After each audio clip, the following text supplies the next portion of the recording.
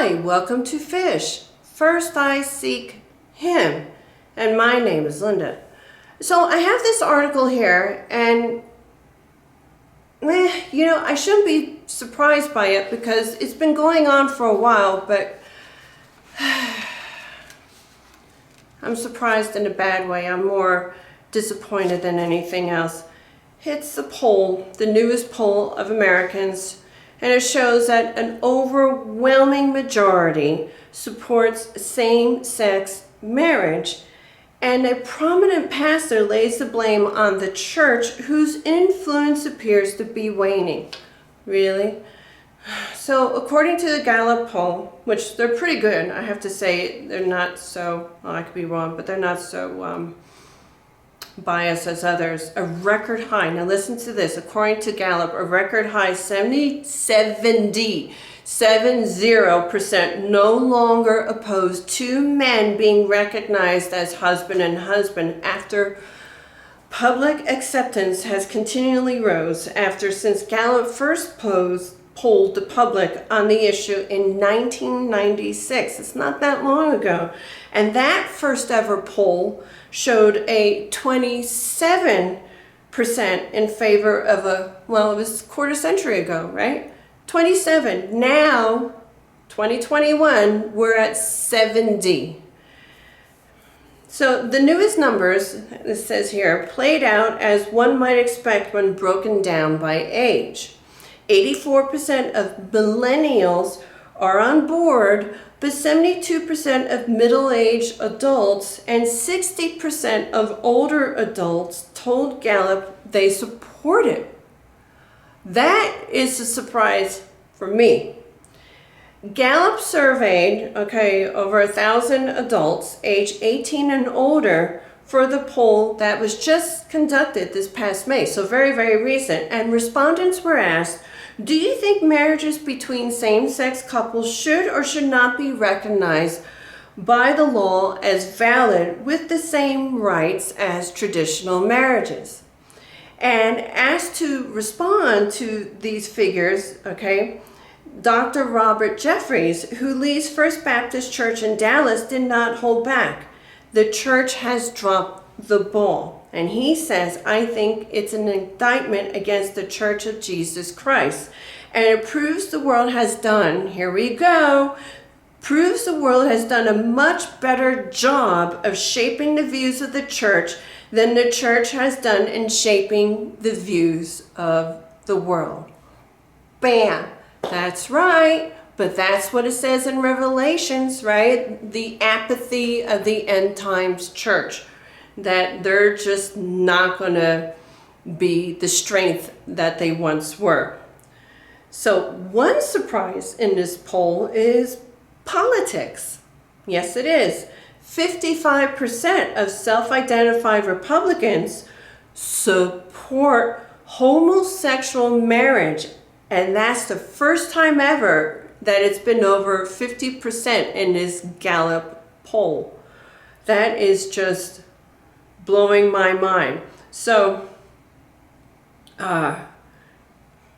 One News Now reported this week that the RNC chairwoman, Ronna McDaniel, uses social media to praise Pride Month and to claim the Republican Party has seen a support from the LGBTQ+P community double in the last 4 years.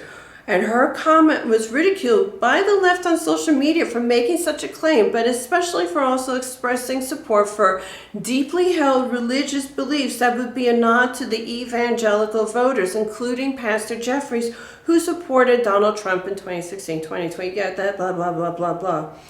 So, I'm going to go on with this. The eye-opening Gallup poll comes at the same time homosexual activists have hitched themselves to the transgender movement.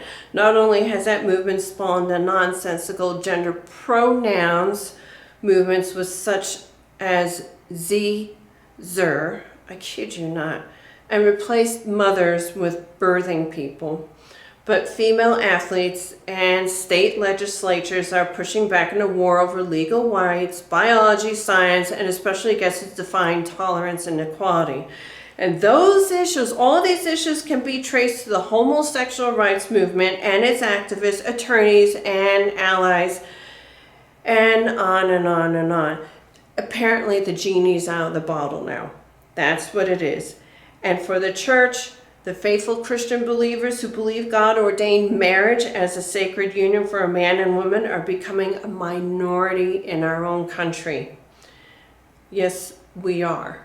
We're becoming hateful and racist and intolerant. And these numbers, these percentages are so concerning because God ordained marriage. It's a holy matrimony. It's a relationship between one man and one woman that Jesus has stated from his very mouth that is what he has ordained to be holy. And this is an attack again on creation, on our lives, on our identity in Jesus Christ. And, you know, like I always say in all my videos when I address these subjects with homosexuality and transgenderism and all this other stuff, I am not talking about the hate on the people. I am saying that the actions are very concerning. They are destructive. They mean to destroy us. And it's also just another sign of what's coming down the pipeline. It is all the signs of what's going to happen to us as believers, as followers of Jesus Christ. It's all biblical. I am just here presenting everything so that we can see and have a better reality with Jesus and a better understanding to share the gospel of Jesus Christ. I don't know, you know, for me, okay, like I'm going to say, I'm speaking personally. For me, this is the rock of our existence. Families are the rock of our existence, a mother and a father and children. And he has been under attack for a long time now. And we need to understand what our enemy means to do. And once you understand that, you know, once you understand what the battle is, yes, the battle belongs to the Lord, but we are to put the full armor of God on and to be warriors in Christ and to spread that gospel of Jesus Christ. You know, one more day means one more soul saved. Well, that's it for Fish. First I Seek Him.